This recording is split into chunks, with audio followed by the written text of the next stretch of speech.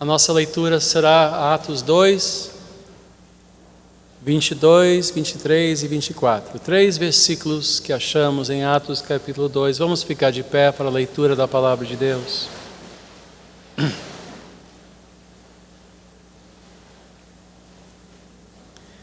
Esta é a pregação do apóstolo Pedro.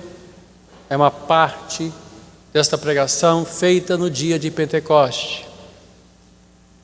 O dia quando, de fato, a igreja nasceu, o Espírito foi derramado sobre todos, um vento impetuoso encheu a cidade, ao ponto de todos saírem das suas casas, convergirem na praça, e os que estavam reunidos em oração, unânimes, ficaram cheios do Espírito Santo. Desceu sobre eles línguas como de fogo, e eles falavam em outras línguas. Muitos disseram: estão bêbados. Mas Pedro ficou de pé e disse: não é assim. Ele começou a anunciar o que significava isto tudo. E nós achamos nessa passagem agora o ponto de partida para nós celebrarmos o que havia acontecido 50 dias antes.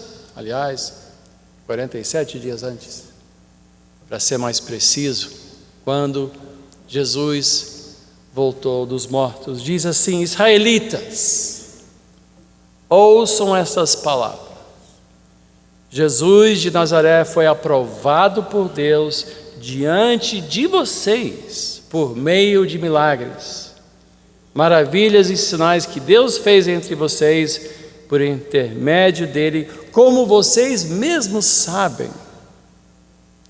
Este homem lhes foi entregue por propósito determinado e pré-conhecimento de Deus, e vocês, com a ajuda de homens perversos, o mataram, pregando-o na cruz. Mas Deus o ressuscitou dos mortos, rompendo os laços da morte, porque era impossível que a morte o retivesse. Oremos. Nosso Deus e Pai, eu peço ajuda hoje para poder com clareza entregar o que eu recebi, para passar aquilo que creio ter aprendido da Tua palavra, e para que nós saiamos daqui cheios da Tua presença, cheios da fé em Cristo Jesus, cheios do Teu Espírito Santo, renovados, Senhor, na nossa esperança, renovados na nossa jornada, e com uma certeza maior sobre o poder que atua em nós como filhos Teus. Eu peço a Tua ajuda para todos nós podermos ouvir o que o Espírito tem a dizer e aplicar isso às nossas vidas individuais, assim como à própria casa de fé, a todos nós juntos. Eu Te peço isto em o nome de Jesus. Amém e amém. Podemos sentar.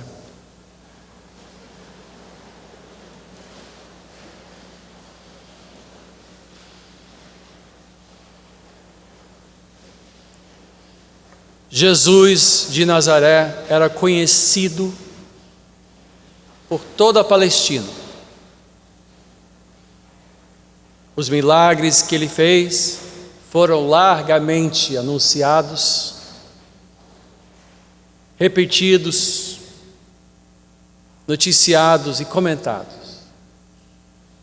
Aonde ele ia, para onde ele ia, multidões seguiam, multidões procuravam por ele, pelos campos, à beira-mar, e na cidade, ao ensinar, no pátio do templo, na escadaria do templo, multidões se reuniam, líderes apareciam, o desafiavam, faziam perguntas, aí as pessoas voltavam maravilhadas. Ninguém jamais ensinou assim, esse é diferente. Chegou uma hora que queriam fazê-lo rei à força. Ele realmente foi um acontecimento diário na Palestina. Para onde ele ia, o poder de Deus se manifestava. E sabiam disto. Os moradores em Jerusalém sabiam disto. Como Pedro mesmo disse: vocês o conhecem, vocês sabem o que ele fez, mas vocês também sabem que foram vocês que o entregou às mãos de pessoas violentas, pediram aos romanos, exigiram dos romanos a sua execução, mesmo depois de tudo que ele havia feito. Mas o que vocês não sabem, e agora, hoje, nós testemunhamos a respeito, é que a morte não pôde segurá-lo. O Pai o ressuscitou, ele voltou dos mortos. A primeira pregação cristã, e desde então, há 2000 anos, se fundamenta no fato não só que Jesus de Nazaré foi um grande profeta, um mestre como nenhum outro havia aparecido, um realizador de proezas e milagres, mas desde o início, Jesus é anunciado como aquele que voltou dos mortos. É o único que por si, pelo seu próprio poder, pelo poder do Pai, ele venceu a morte. Totalmente diferente.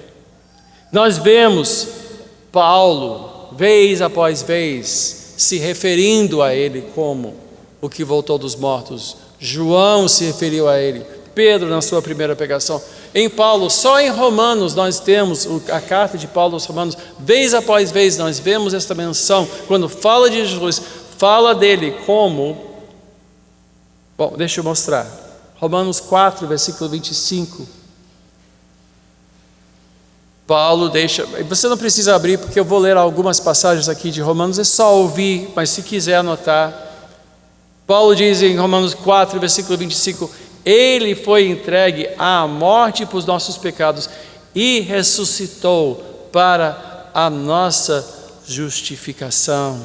Em capítulo 7, versículo 4, ele diz assim: meus irmãos, vocês também morreram para a lei por meio do corpo de Cristo, para pertencerem a outro. Quem?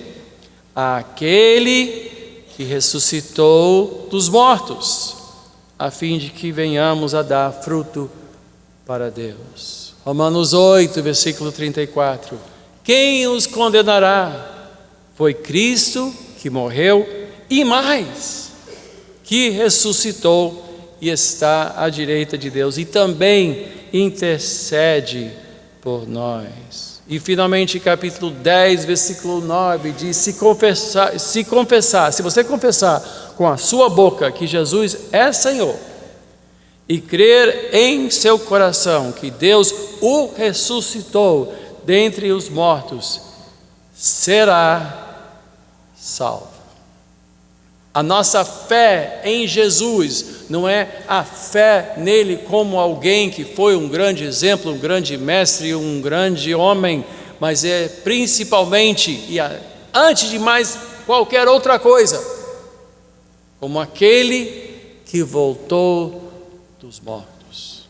Este é o diferencial. Filho de Deus, certamente, Deus encarnado, não há dúvida, mas o fato da ressurreição é absolutamente central, é uma pedra angular, é um fundamento, é a mensagem.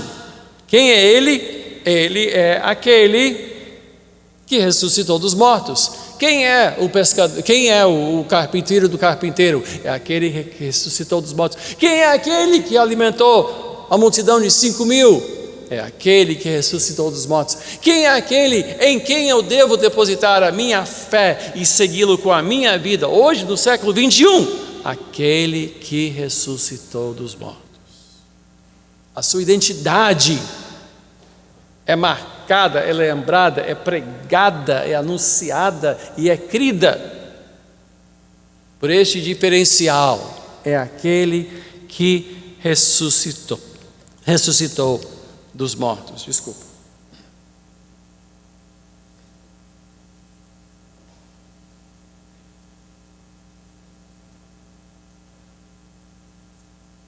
Esqueci minha água lá.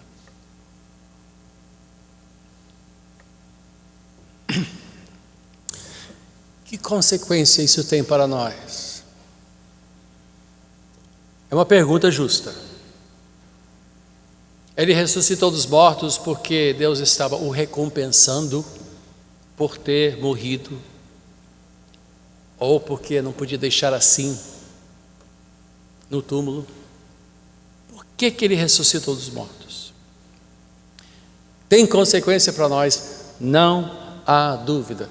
Certamente tem consequência para todos nós. Romanos 6, versículo 4. Esse pode abrir. Romanos 6, versículo 4.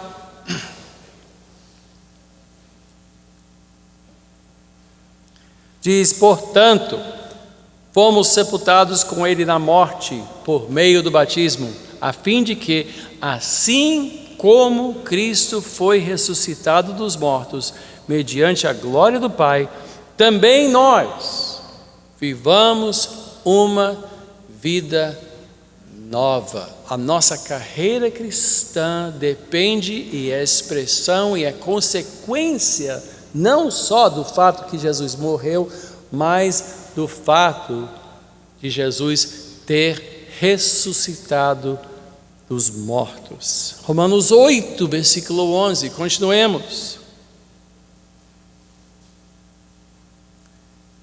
Diz: e se o Espírito daquele que ressuscitou Jesus dentre os mortos habita em vocês, aquele que ressuscitou a Cristo dentre os mortos também dará vida a seus corpos mortais, por meio do seu Espírito que habita em vocês.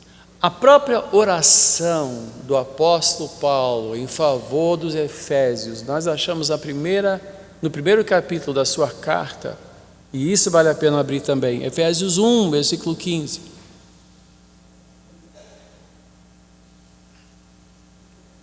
Veja a oração de Paulo, e esta oração eu fiz pelos irmãos esta manhã cedo. Paulo disse em versículo 15: por essa razão, desde que ouvir falar da fé que vocês têm no Senhor Jesus e do amor que demonstram para com todos os santos, não deixo de dar graças por vocês, mencionando-os em minhas orações. Peço que o Deus de nosso Senhor Jesus Cristo, o glorioso Pai, lhe dê espírito de sabedoria e de revelação no pleno conhecimento dele. Oro também para que os olhos do coração de vocês sejam iluminados, a fim de que vocês conheçam a esperança para a qual ele os chamou, as riquezas da gloriosa herança dele nos santos e a incomparável grandeza do seu poder para conosco, os que cremos, conforme a atuação da sua poderosa força. Esse poder ele exerceu em Cristo, ressuscitando-o dos mortos e fazendo-o assentar-se à sua direita nas regiões celestiais, muito acima de todo governo e autoridade, poder e domínio, e de todo nome que se possa mencionar, não apenas nesta era, mas também na que há de vir. Deus colocou todas as coisas debaixo dos seus pés e o designou cabeça de todas as coisas para a igreja, que é o seu corpo, a plenitude daquele que enche todas as coisas em toda e qualquer circunstância. A celebração da ressurreição, portanto, hoje, não se limita apenas a constatar e a lembrar e celebrar um fato histórico, mas um fato presente. Não somente o exercício do poder de Deus há 2000 anos, mas esse mesmo poder que atua em você. O mesmo poder, o poder da ressurreição, atua em nós, atua em mim. Não pode atuar, ele atua. Não atuará um dia, ele atua. Ele opera em nós com o mesmo poder que ressuscitou Cristo dos mortos. Agora, vamos por parte, porque vamos com calma aqui entender como, porque quando nós entendemos como, nós entenderemos até que ponto isso realmente se aplica a nós. E o nosso texto de hoje, não é nem o texto que todos os textos que já lemos, o texto que nós agora vamos examinar, que será o nossa base, se acha em Gálatas 2, versículo 20. Este você deve abrir e faria bem em decorar. Muitos cristãos decoram este versículo. É quase que um dos primeiros versículos que pessoas são ensinadas a decorar, depois de João 3,16. É este. Gálatas 2,20 diz: fui crucificado com Cristo, assim já não sou eu quem vive, mas Cristo vive em mim. A vida que agora vivo no corpo, vivo-a pela fé no Filho de Deus, que me amou e se entregou por mim. Vamos ler esse versículo juntos, agora, desde o início. Fui crucificado com Cristo, assim já não sou eu quem vive, mas Cristo vive em mim. A vida que agora vivo no corpo, vivo-a pela fé no Filho de Deus, que me amou e se entregou por mim. Este único versículo faz 4 afirmações fundamentais que eu quero desembrulhar e ajudá-los a entender esta manhã. Primeiro, eu fui crucificado com Cristo. Segundo, eu já não sou eu que vivo neste corpo, mas Cristo vive em mim. Ou seja, Cristo vive no meu corpo, vive em mim. Terceiro, a vida em Cristo é uma vida vivida pela fé em Cristo, este mesmo que se entregou por mim. Mas vamos inverter a ordem, para entendê-la, vamos colocá-la em ordem teológica ou cronológica, mais precisamente em ordem teológica, e começar pelo fato de que o Filho de Deus veio a este mundo para ser morto e ressuscitar.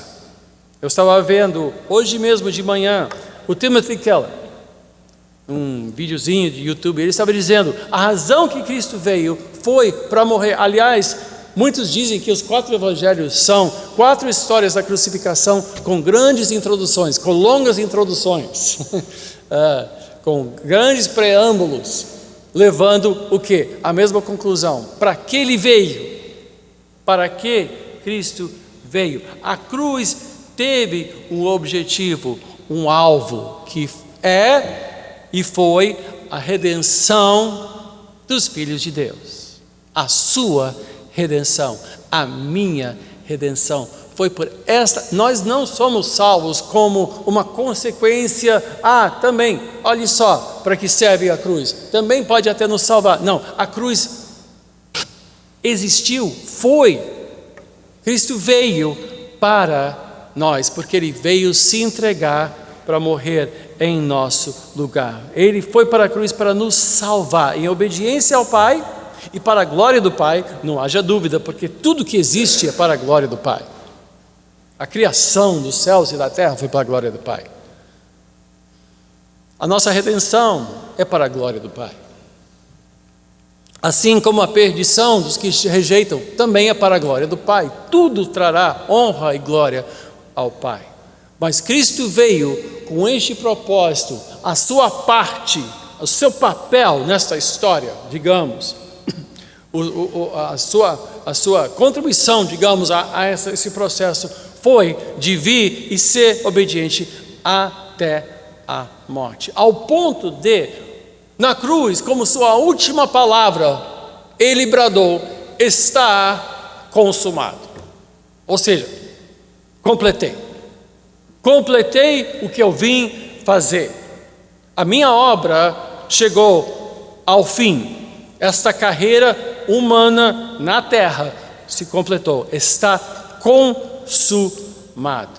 Mas a história não acaba, graças a Deus a história não acaba na cruz. Porque então o Pai o ressuscitou, em seguida o Pai o ressuscitou. Agora, Cristo tem como nos justificar pela sua morte, livrando-nos do poder do pecado e também nos livrando do poder da própria morte, não só hoje, mas para sempre. Ele quebrou o poder da morte pela sua ressurreição. Isso é muito claro em 1 Coríntios 15. Vale a pena abrir essa também. 1 Coríntios 15, versículo 54.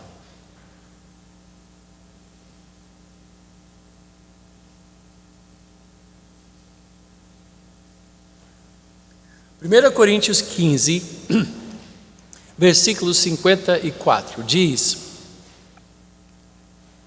falando do futuro: quando, porém, o que é corruptível se revestir de incorruptibilidade, e o que é mortal de imortalidade, então se cumprirá a palavra que está escrita: a morte foi destruída pela vitória. Onde está, ó morte, a sua vitória? Onde está, ó morte, o seu aguilhão? O aguilhão da morte é o pecado, e a força do pecado é a lei. Mas graças a Deus, que nos dá a vitória por meio de nosso Senhor Jesus Cristo. Portanto, meus amados, mantenham-se firmes e que nada os abale. Sejam sempre dedicados à obra do Senhor, pois vocês sabem que no Senhor o trabalho de vocês não será inútil. Jesus é o autor da nossa salvação. Ele é o autor da vida. A vida estava nele. A morte não conseguiu segurá-lo. Quando você passa água quente por um encanamento, o cano esquenta. Mas se a pressão for grande demais, o cano pode até estourar. As juntas estouram. Quando Jesus, o autor da vida, a origem da vida, adentrou a morte, ele destruiu a morte, pois a morte não pode segurar a vida. Ele é maior do que a morte. E quando ele deu a sua vida, o inimigo que pensou que a vida havia o derrotado, Satanás, que tramou a sua morte, inspirou Judas a entregá-lo, inspirou os centuriões a torturá-lo e a pregá-lo naquela cruz. Não sabia que o seu poder estava chegando ao fim, que todo o seu plano seria de fato uma grande derrota, pois ele estava atentando não contra alguém que estava vivo, mas contra alguém que é a vida, e a vida não se pode tirar do autor da vida. Então ele veio, adentrou a morte, venceu a morte, e venceu a morte em nosso favor. Esta vitória Ele nos dá. Todos que estão em Cristo hoje são livres do poder do pecado e da morte.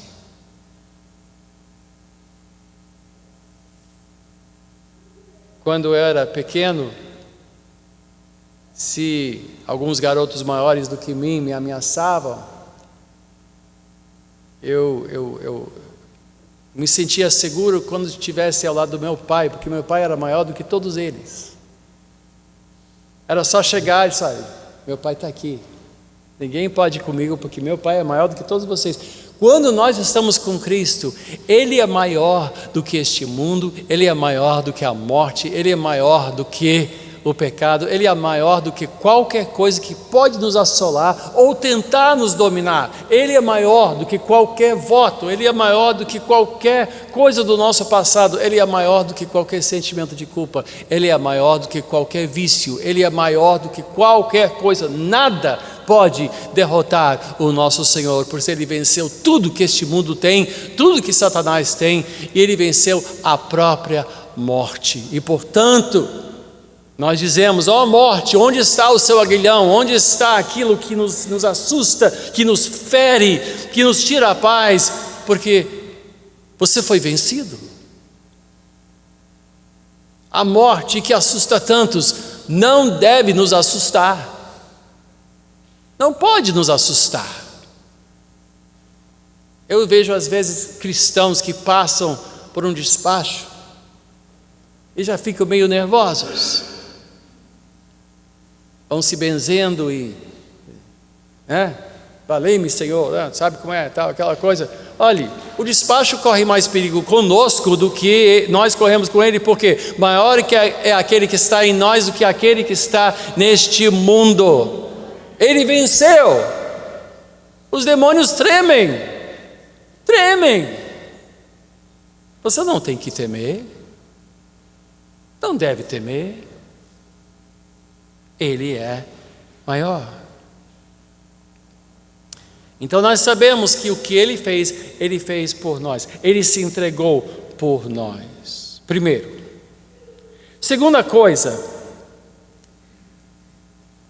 quem vive em Cristo, vive pela fé em Cristo. Quando nós falamos o Antigo Testamento falava de ter fé, o sentido de fé no Antigo Testamento é o sentido de você literalmente deitar sobre alguém ou se encostar sobre alguém. O sentido do verbo crer tem o sentido de se apoiar em alguém, na sua palavra. E este sentido até hoje continua. Quando eu vejo uma cadeira, eu tenho fé que aquela cadeira vai me sustentar. Então eu sento na cadeira, pois a sua própria estrutura me transmite uma certa segurança. Eu olho a cadeira e digo: a cadeira vai me aguentar. Se for uma cadeira de criança, aí eu já não tenho tanta fé. Eu já sento com muito mais cuidado. Mas uma cadeira que seja dimensionado para mim, eu deposito minha fé, a fé humana, o suficiente para sentar nela. Quando eu pego um carro, eu tenho uma certa fé que o freio vai funcionar. Quando eu piso no freio, se bem que eu piso no freio muito antes do que a grande maioria. Eu começo a pisar no freio já na metade do quarteirão, porque eu não tenho tanta fé no meu carro quanto... Nunca tive tanta fé no meu carro, na última hora, então eu já vou checando, é um hábito que eu tenho. Paulo já usou uma colocação diferente quando ele falava de fé. E ele realmente apresenta um novo tipo de conceito em relação à fé, porque em vez da fé fazer com que nos apoiemos, o sentido que Paulo dá à fé é literalmente nós adentrarmos uma comunhão profunda com Deus. Quando literalmente nós temos fé para dentro de Cristo. Em vez de nos apoiar nele, nós adentramos Cristo. É uma gramática nova, é uma gramática que você não acha nem na literatura antiga, grega, nem no Velho Testamento, mas é uma colocação que Paulo faz. Quando ele usa essa preposição, literalmente a fé é para dentro de Cristo. Então, quando eu creio em Deus, quando eu confesso Cristo Jesus, eu não estou apenas me apoiando em Cristo, mas eu estou adentrando Cristo. Eu estou comungando com Cristo. Paulo não chama seus irmãos de cristãos. Quando você vê, quando Paulo se refere a pessoas da fé, ele descreve pessoas que estão em Cristo, ou seja, dentro de Cristo, que fazem parte de Cristo. Tudo que Ele é meu. Tudo que eu sou é dele. É uma comunhão tão profunda. A nossa fé literalmente faz de nós participantes da sua natureza, participantes da sua intimidade, participantes da sua comunhão. Até no Apocalipse você vê, Jesus está à porta, bate a porta, se alguém abrir a porta, eu entrarei e cearei com ele. A ideia de sentar à mesa, a ideia de comungar. Fé não é algo que você deposita à distância. Fé em Cristo é algo que envolve uma profunda comunhão e uma participação na própria natureza. Todos aqui planejam votar este ano. Nós vamos votar baseado em um tipo de fé humano e muito limitado. Eu não vou votar em pessoas com quem eu quero viver. Eu tenho uma frase que meus filhos repararam e acham estranho, mas que já adotaram também. Eu digo, com esses eu nunca vou escolher cortinas. Porque você só escolhe cortinas com a pessoa com quem você vive. Então eu digo, não, eu creio nele, mas eu nunca vou escolher cortinas com ele. Por quê? Porque nós não vamos viver na mesma casa. É uma fé à distância. Até onde vai? Eu não vou botar a mão no fogo por essas pessoas, porque não as conheço. Eu só vou votar nelas esperando que façam seu trabalho. Não estou botando a mão no fogo pelo seu caráter, pela sua espiritualidade. Eu só estou votando em alguém para fazer um trabalho só. E o trabalho é governar. E até onde eu sei, eu não tenho que conviver com quem me governa. Graças a Deus. Mas eu espero que ele governe bem, então eu vou tentar achar alguém que governe menos mal do que os outros. Mas dizer que eu acho ele um exemplo, um caráter ilibado, uma pessoa cristã de profundas e eternos sentimentos que compartilham na minha fé. Não, eu só quero que ele faça seu trabalho e não encha a minha paciência. E não atrapalhe a minha vida.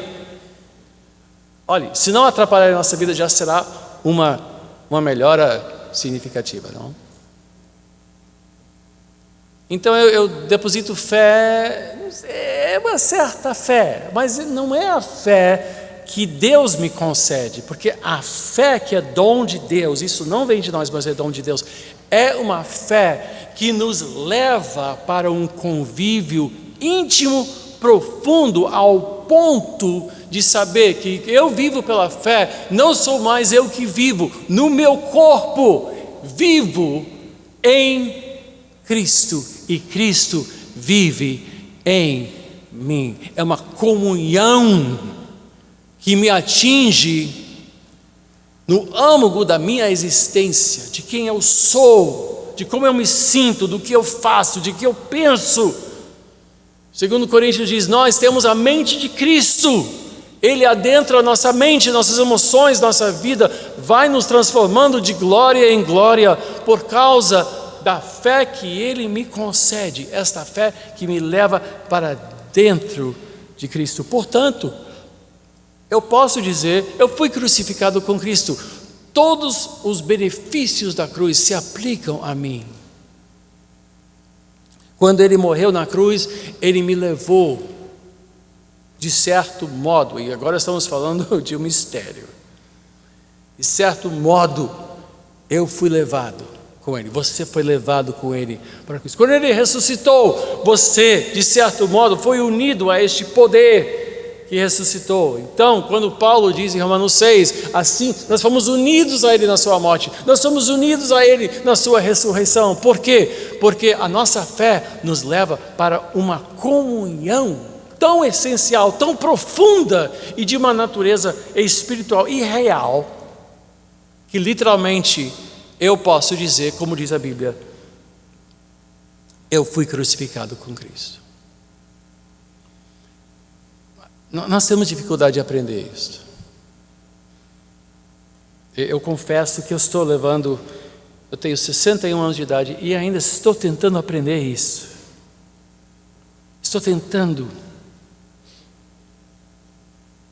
Deixa eu contar uma história sobre um rapaz que foi num cruzeiro.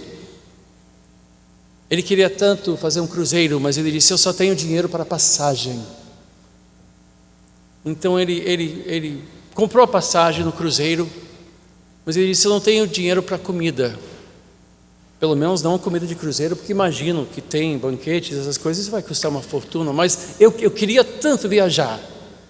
Então o que ele fez? Ele encheu uma mala de creme cracker, piraquê e polenguinho. Ele via as pessoas se divertindo, indo para os banquetes e os refeitórios e tal, e quando batia aquela fome ele voltava, abria um creme cracker, piraquê lá, estava lá mastigando. Ainda tem piraquê? Tem piraquê, né? Não sei, não vou. Ele lá cortava aquele polenguinho, né, e botava lá e matava a fome, mas ele estava feliz, porque ele olhava o mar, ele podia ir na piscina porque era de graça. Mas ele tinha calculado mal e antes de chegar o último dia, tinha acabado todos os creme crackers e todos os polenguinhos e bateu uma fome. Ele disse: o que eu vou fazer? Mas ele viu que ele tinha mais um trocadinho. Ele disse: sabe o que mais? Eu vou ver lá no refeitório se eles têm ainda um creme cracker que eu posso comprar com esse trocadinho que eu tenho. E ele chegou no refeitório e disse: olha, eu queria comprar um creme cracker. Eles disseram: não tem que comprar nada. Como assim? É porque todas as refeições são incluídas na passagem.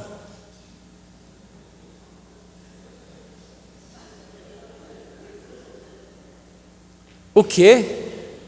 Sim.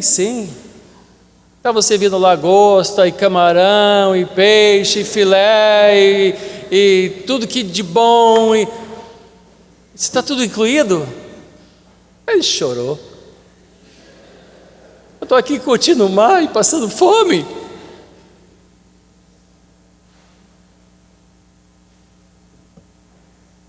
É engraçado, mas é trágico, porque muitas pessoas vivem sua vida cristã assim também. Acham que precisam fazer promessa e romarias e acham que precisam ajoelhar no milho e se autoflagelar, porque não entendem que com perdão também vem o Espírito de Deus que nos dá. Bom, Pedro disse, 2 Pedro, abra 2 Pedro 1, versículo 3 e 4.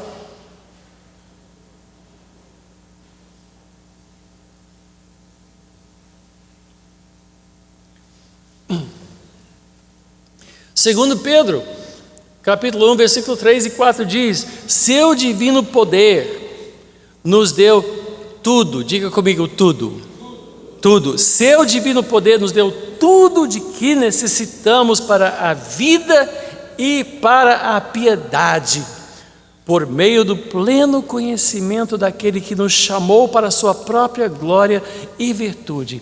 Dessa maneira ele nos deu as suas grandiosas e preciosas promessas, para que por elas vocês se tornassem participantes da natureza divina e fugissem da corrupção que há no mundo causada pela cobiça.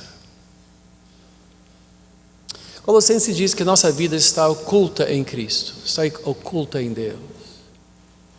Quem olhar um cristão e olhar um não cristão não vai notar que o cristão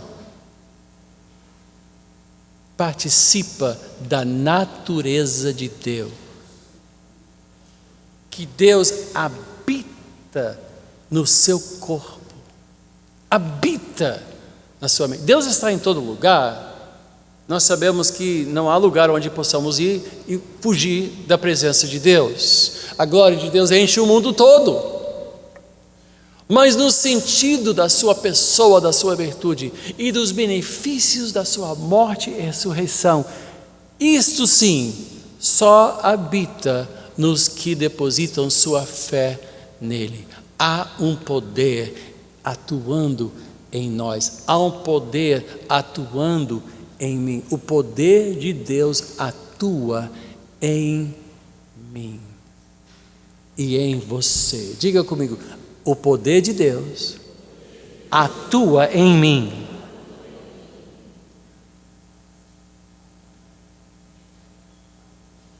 O poder de Deus atua em mim. Muitos cristãos estão de malas cheias de creme cracker e polenguinho, achando que precisam gerar sua própria santidade, achando que precisam fazer certas coisas para se apresentarem dignos perante o Senhor. Literalmente, amados irmãos, nós cremos para dentro dele. Nossa comunhão compreende uma comunhão de espírito, plena de espírito, e a plenitude de Deus vive e habita em nós. Deus está aqui, mas Deus também está aqui. Diga comigo: Deus está aqui. Aponta para si mesmo e diga: Deus está aqui. Ele habita em mim, Ele atua em mim. E Ele já me deu tudo o que eu preciso para a vida e piedade. Então, terceira afirmação de Gálatas 2:20 diz: então, eu fui crucificado com Cristo. Não quer dizer que eu fui com Ele para a cruz, mas tudo que Ele fez na cruz se aplica a mim. É como se eu tivesse ido. Ele aplica tudo que Ele fez a mim. Tem um corinho que cantamos, e eu não vou cantar, porque ele é tirado muito do contexto das promessas de Deus e acaba sendo aplicado àquela confissão positiva e determinar e tal. Mas é um corinho que eu queria cantar. Tudo que Jesus conquistou na cruz é direito nosso, é nossa herança. Olha, toda a vida, todo o poder, tudo que Deus tem para dar, né? Tudo que Jesus conquistou na cruz é meu. A sua ressurreição é a minha ressurreição. Quer dizer que o mundo, o pecado e a morte que Ele derrotou não tem mais poder para mim, sobre mim. Não tem poder sobre mim. Não podem mais me dominar. Não podem mais me dominar. Eu não sei se você já teve essa experiência no aquário, no zoológico. Lá fora tem aqueles zoológicos que a divisão é feita por vidro, né? E às vezes eu vejo fotos de crianças bonitinhas sentados ao lado de um urso polar, né? Minha vontade é colocar um subtítulo assim: chegou o almoço. Porque se não tivesse aquele vidro, aquela foto tão fofinha, a criança está lá, e o urso está lá. Ai, se não fosse por esse vidro aqui, seria o almoço. Ou seja, algo mortal, terrível, perigoso, ao lado de uma coisa tão bonitinha, inocente e indefeso, mas o que faz daquela foto uma coisa feliz é um vidro dessa grossura. Aquele urso aquele tigre, aquele leão, não tem poder para fazer o mal que poderia fazer. E a criança está segura. Eu vivo seguro em Cristo. A sua ressurreição derrotou a morte. O pecado não pode mais me destruir ou me dominar, porque eu vivo em Cristo e Ele vive em mim. Eu fui unido tanto à sua morte como também à sua vida, ou seja, eu morri para este mundo. Quem está em Cristo morreu para este mundo, nova criatura é, todas as coisas já passaram, ele é nova criatura. Quem está em Cristo é nova criatura, não sou mais deste mundo. Eu posso parecer ser uma pessoa normal, mas não sou. Eu não sou normal. Ou seja, eu não sigo a norma. A norma neste mundo é alguém que nasce para morrer. É alguém que vai crescer, vai atrapalhar a sua vida, vai ter muitas tragédias e vai morrer e ir para a perdição eterna. Eu não sigo esse padrão. Eu estou em Cristo, ou seja, o dia que eu fechar os meus olhos será mais um dia na minha eternidade. Eu vivo para Cristo e um dia viverei para sempre com Cristo. Mas esta vida eterna começou já começou a ressurreição, já começou a agir em minha vida. E eu posso crescer neste poder, pois isso leva à quarta conclusão. A conclusão: Cristo vive em mim. Eu não vivo mais, mas Cristo vive em mim. Isso afeta quem eu sou, o que eu faço, como eu penso. E ao longo do tempo isso vai mudando a minha vida. João 14, versículo 15. João 14, pode abrir. João 14, versículo 15. Diz: se vocês me amam, obedecerão os meus mandamentos. E eu pedirei ao Pai, e Ele lhes dará outro conselheiro para estar com vocês para sempre, o Espírito da verdade. O mundo não pode recebê-lo, porque não o vê nem o conhece. Mas vocês o conhecem, pois Ele vive com vocês e estará em vocês. Não os deixarei órfãos, voltarei para vocês dentro de pouco tempo. O mundo não me verá mais, vocês, porém, me verão. Porque eu vivo, vocês também viverão.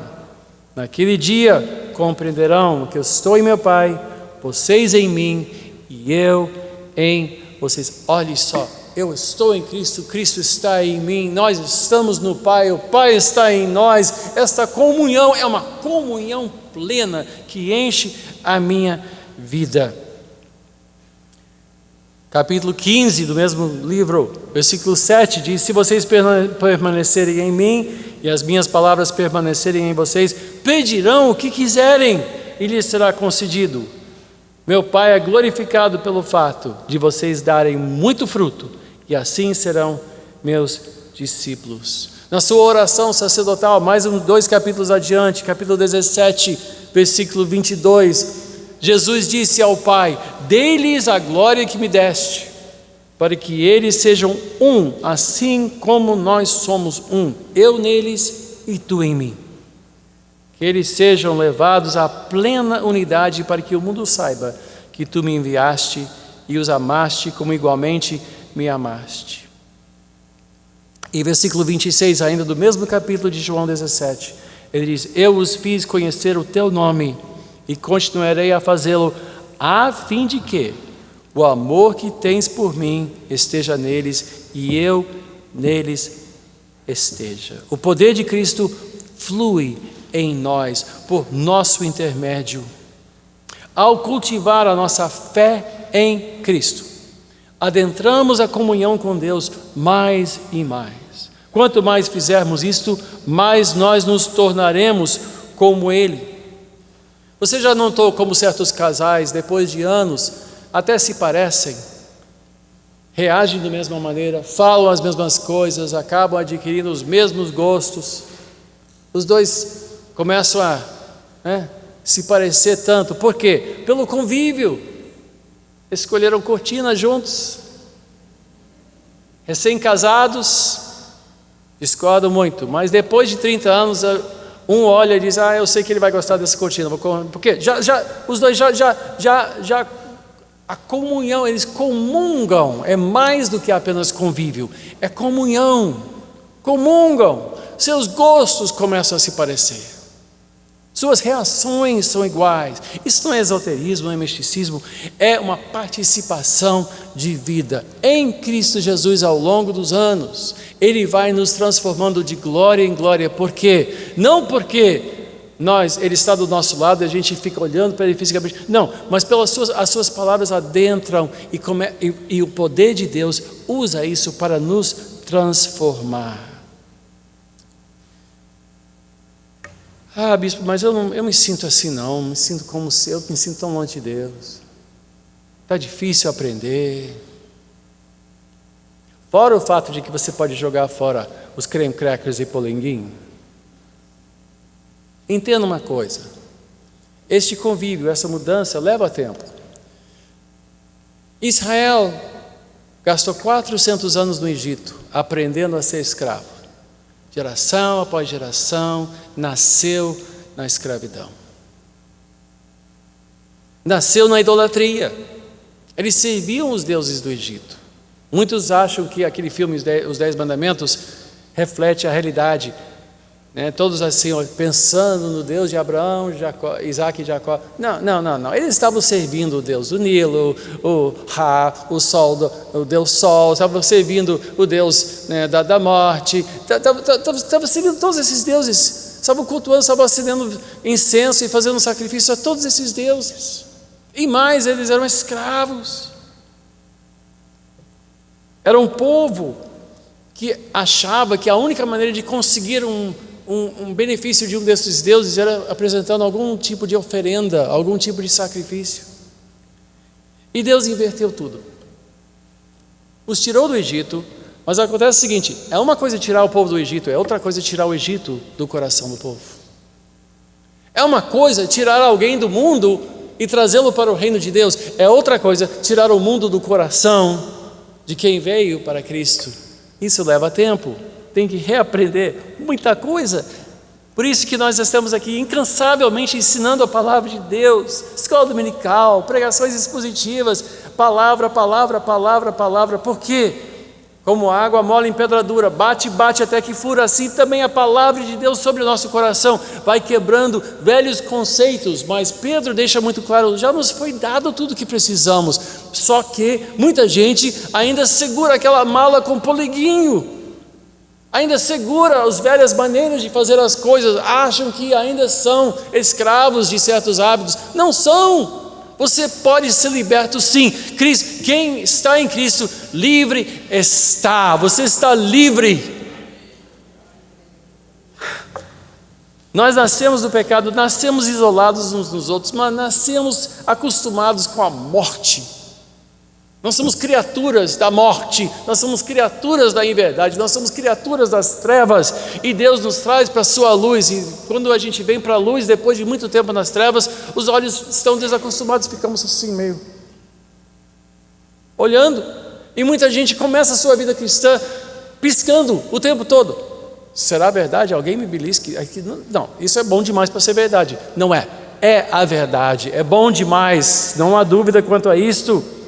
Mas nós ainda achamos que temos que nos esforçar, mostrando serviço, ou de alguma maneira merecer a graça de Deus. E então, quando a gente vem para a Santa Ceia, a gente pensa: não, essa semana eu menti para, então eu não vou tomar ceia porque essa semana fui mal.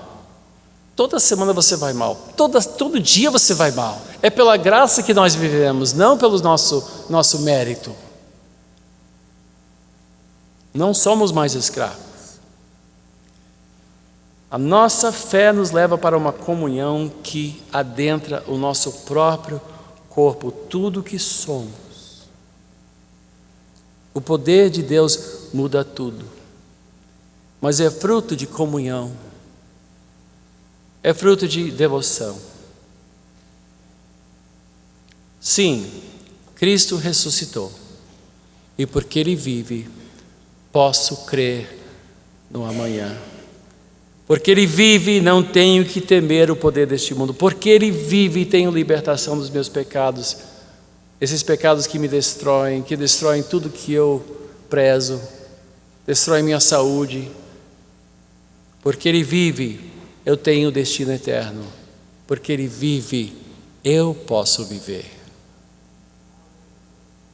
Tudo que Jesus conquistou na cruz é direito nosso, é nossa herança. Eu não sei quanto a você, mas isso para mim está levando a vida toda para aprender. Até hoje eu às vezes fico assim: Senhor, será que é tão bom assim?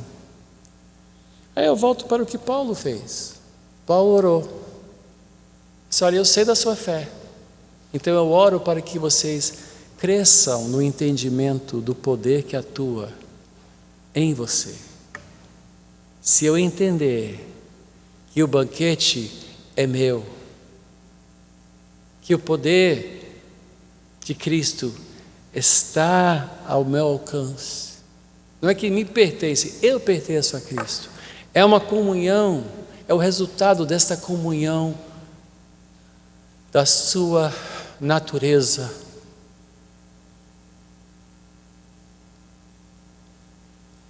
Quando eu peco, ou quando eu lembro de algum pecado, às vezes, em momentos de muita franqueza, a minha esposa me lembra de coisas que eu falei 30 anos atrás. As esposas têm uma memória terrível. Eu me esqueço de todas as bobagens que eu já fiz e falei, mas ela não. E ela diz: não, porque você falou isso, isso, isso. Quando ela fala, eu fico mortificado. Eu falei isto? O quê? Não, falou. Eu fui um idiota. Aí ela falou: eu falei isso, eu dei esse fora, eu te machuquei. Porque muitas coisas que eu falei machucaram ela. E eu fico mortificado. Mas, depois de 37 anos de casados, estou melhorando, né, bem?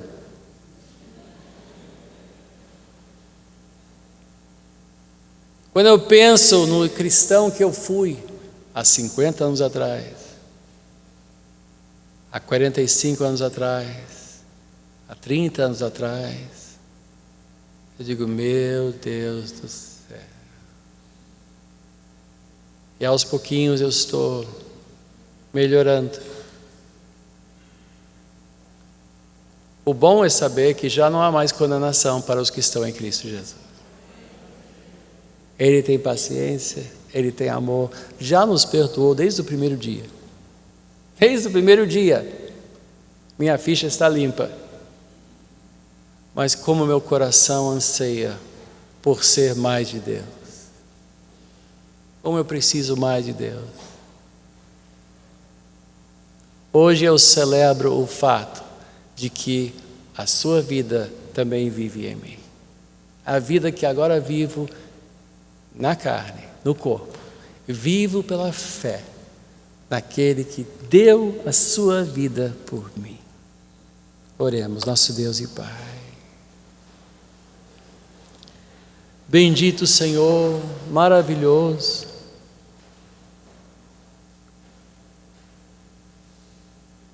ensina-me,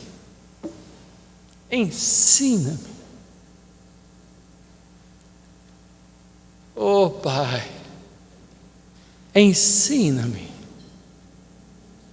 a fé, ensina-me a jornada,